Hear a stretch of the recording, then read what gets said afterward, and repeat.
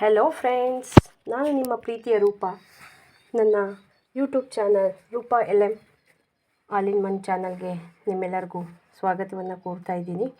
ಹಾಗೆ ನನ್ನ ಚಾನಲ್ನ ಯಾರ್ಯಾರು ಹೊಸ್ದಾಗಿ ನೋಡ್ತಾ ಇದ್ದೀರಾ, ದಯವಿಟ್ಟು ಎಲ್ಲರೂ ಚಾನಲನ್ನು ಸಬ್ಸ್ಕ್ರೈಬ್ ಮಾಡಿ, ಲೈಕ್ ಮಾಡಿ, ಹಾಗೆ ಶೇರ್ ಕೂಡ ಮಾಡಿ ಅಂತ ಹೇಳ್ತಾ, ನಾನು ಇನ್ನೊಂದು ವಿಡಿಯೋವನ್ನು ಮಾಡೋದಕ್ಕೆ ಒಂಥರ ಪ್ರೋತ್ಸಾಹ ನೀಡಿದಂಗೆ ಆಗುತ್ತೆ ಅಂತ ಹೇಳ್ತಾ ಇದ್ದೀನಿ. ಸೊ ನಾವಿವತ್ತು ಒಂದು ಅಡುಗೆ ರೆಸಿಪಿಯನ್ನು ಮಾಡ್ತಾಯಿದ್ದೀವಿ. ಯಾವ ಅಡುಗೆ ಅಂತಂದರೆ, ಇವತ್ತು ಚಿಕನ್ ಸಾಂಬಾರನ್ನು ಮಾಡ್ತಾಯಿದ್ದೀವಿ. ಚಿಕನ್ ಸಾಂಬಾರನ್ನು ಹೇಗೆ ಮಾಡೋದು ಅಂದರೆ, ಕೆಲವು ಕಡೆ ಹಳ್ಳಿ ಕಡೆ ನಾಟಿ ಸ್ಟೈಲ್ ಅಂತ ಹೇಳ್ತೀವಿ, ಕೆಲವು ಥರ ಮಾಡ್ತಾರೆ. ನಾನು ನನ್ನ ಸ್ಟೈಲಲ್ಲಿ ಮಾಡ್ತಾಯಿದ್ದೀನಿ, ನೋಡಿ ಹೇಗೆ ಮಾಡೋದು ಅಂತ. ಮೊದಲಿಗೆ ಏನು ಮಾಡಬೇಕಂದ್ರೆ, ಈ ಚಿಕನ್ ಸಾಂಬಾರಿಗೆ ಏನೇನು ಬೇಕು ಅಂತ ನೋಡ್ಕೋಬೇಕು. ಫಸ್ಟ್ ಮೊದಲನೇದಾಗಿ ಚಿಕನ್ ಬೇಕು. ನಾವು 1 kg ಚಿಕನನ್ನು ತೊಗೊಂಡಿದ್ದೀವಿ. ಸೊ 1 kg ಚಿಕನ್ ಬೇಕಾಗುತ್ತೆ. ಆಮೇಲೆ ರುಬ್ಕೊಳ್ಳೋದಕ್ಕೆ, ಖಾರವನ್ನು ರುಬ್ಕೊಳ್ಳೋದಕ್ಕೆ ಶುಂಠಿ, ಬೆಳ್ಳುಳ್ಳಿ, ಈರುಳ್ಳಿ, ಹಾಗೆ ಕೊತ್ತಂಬರಿ ಸೊಪ್ಪು, ಹಾಗೆ ಸ್ವಲ್ಪ ಪುದೀನ ಸೊಪ್ಪು ಬೇಕಾಗುತ್ತೆ. ಮತ್ತು ಸ್ವಲ್ಪ ತೆಂಗಿನಕಾಯಿ ತುರಿ ಇಷ್ಟನ್ನು ತೊಗೋಬೇಕು. ಅದ್ರ ಜೊತೆ ಮಸಾಲೆಯನ್ನು ತೊಗೋಬೇಕು. ಹಾಗೆ ಅಚ್ಚ ಖಾರದ ಪುಡಿ, ಸಾಂಬಾರದ ಪುಡಿಯನ್ನು ತೊಗೋಬೇಕು.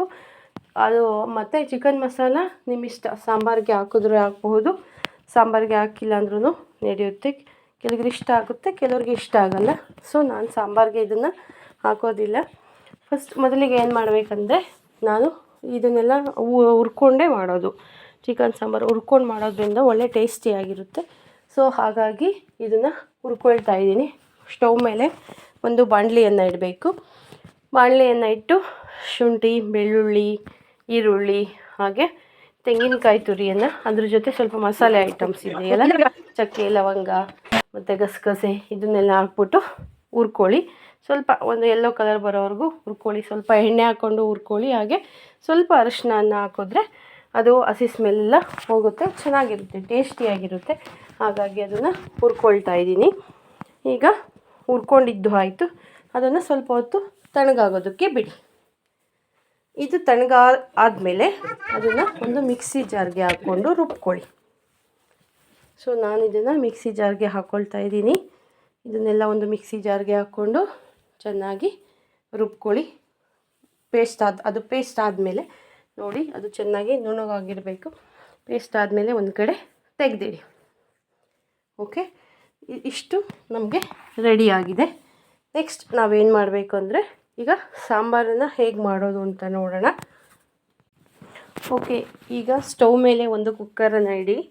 ಕುಕ್ಕರಲ್ಲಿ ಮಾಡಿದ್ರೆ ಬೇಗ ಚಿಕನ್ ಬೇಯೋದ್ರಿಂದ, ನಾವು ಫಾರಮ್ ಕೋಳಿ ಚಿಕನ್ ಮಟನ್ ತೊಗೊಂಡಿರೋದ್ರಿಂದ, ಅಂದರೆ ಆ ಚಿಕನ್ ಅದರಿಂದ ಬೇಗ ಬೇಯೋದಿಲ್ಲ. ಸೊ ಕುಕ್ಕರಲ್ಲೇ ಮಾಡ್ಕೊಳ್ಳೋಣ.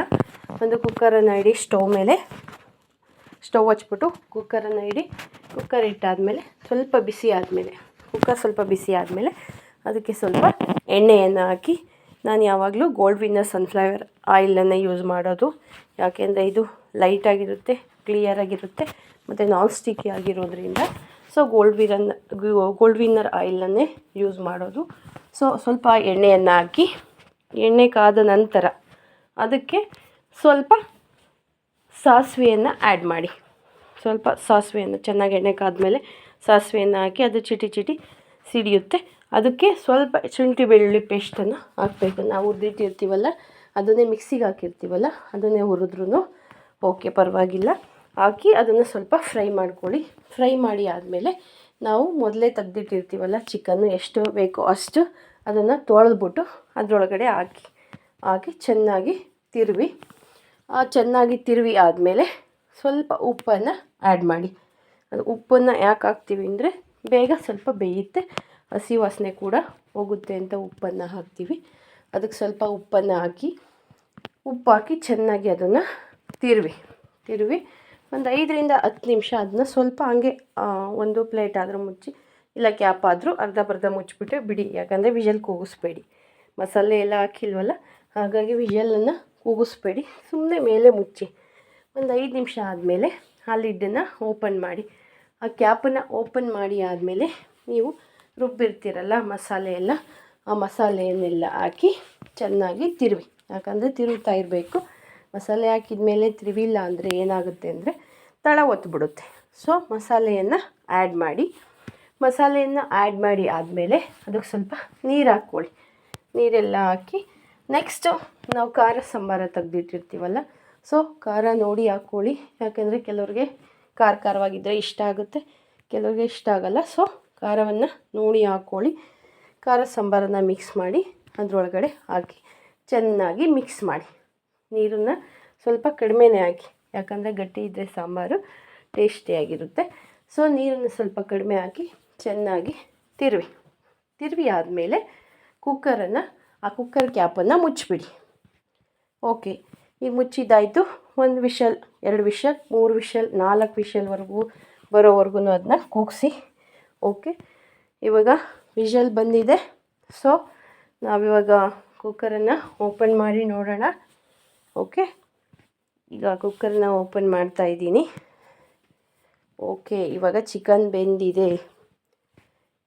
ಈಗ ನಾವು ಈ ಚಿಕನ್ ಸಾಂಬಾರನ್ನು ಅನ್ನಕ್ಕೆ ಅಥವಾ ಮುದ್ದೆಗೆ ಹಾಕಿ ಸರ್ವ್ ಮಾಡ್ಬೋದು.